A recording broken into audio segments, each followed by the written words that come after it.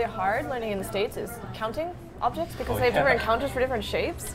And you're like, I'm never going to use this. Why are there so many different types? But then you go over there and it actually makes sense because like you have to use it for basic shopping, going to the grocery store or talking with friends, like trying to be specific without sounding like an idiot. Like you use it all the time, so suddenly it just makes sense. Whereas, can you give an example? I don't speak Japanese. Ippiki. What is ippiki? I forget now. Ippiki, nibiki. One small animal. There's a raised bump section, which is a really, really interesting concept that usually leads to some place of importance to a train station or a police box or things like that. Yeah, but they're all over the main sidewalks, which makes walking in high heels very, very difficult. Because it's like, well, there's the oncoming traffic that's taking most of the clear sidewalk, and then there's this yellow line of death, and then this like little half-foot area that you can get by on. Station names. Station names for the train. I mean, there were, of course, it's pretty easy because they have a lot of dual language stuff for the trains. So it'll be in Japanese, and then, like, at least in text, it'll be repeated in English.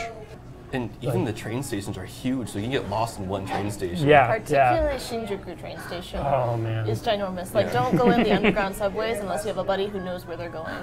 But then again, like, I got lost 2 times within the first week in train stations because I didn't even know my train line. But you can always, like, you just have to know your home station. You can ask a train attendant. Like, anyone can do it. You just, like, you know, sumimasen, koko wa doyatte koko ni ikimasu ka? And you can say, koko wa doko? Yeah.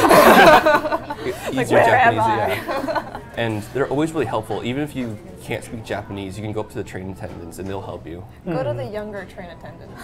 The older ones are more annoyed with foreigners. There's always usually at least one person that will know some rudimentary English. And I would say off of that, like, using simple Japanese is something you learn in KCP. Like, it sounds basic, but because they're having to explain more complicated Japanese words to a bunch of foreigners, they use a lot of basic explanations. So you get very good at being able to explain complex thoughts and ideas, which is very helpful when you don't know the right word. And it happens when you go to any other new culture. You just, at some point, you just get tired out. So I hit that in February, and like the entire month I was kind of useless. Because I'm just like, I don't want to be here, I want to go back home, like the food all tastes the same, blah, blah, blah. But how did you get out of that? Well, part of it, I knew that it was normal to happen when going to a new culture, so I'm just like, okay, I just gotta wait till it goes away. And then for the most part, it was a lot of painful studying. It was just like, okay, I gotta do this because it's there. Whereas any other time, usually it'd be perfectly fine to study. You know, it's like, hey, I gotta learn something that's useful. But yeah, definitely during that time was very difficult to even hang out with friends. Was actually really hard at that time. It's the first weekend night. It's Friday night. It's the first week in Tokyo, and we were looking to go out and have some fun, drink some, and get cheap beer, and eat food. And we ran into a problem because we didn't know any of the places, and there's so many stores, and everywhere was saying, "Oh, you know, come to our place. It's $25 a person." We're like, we just want cheap beer, but we found this hole-in-the-wall place down like a small alleyway. Since we were all kind of adventurous. We're like, okay, let's just order a bunch of random stuff. We'll get like this seafood platter, and we'll get some of these and some of that.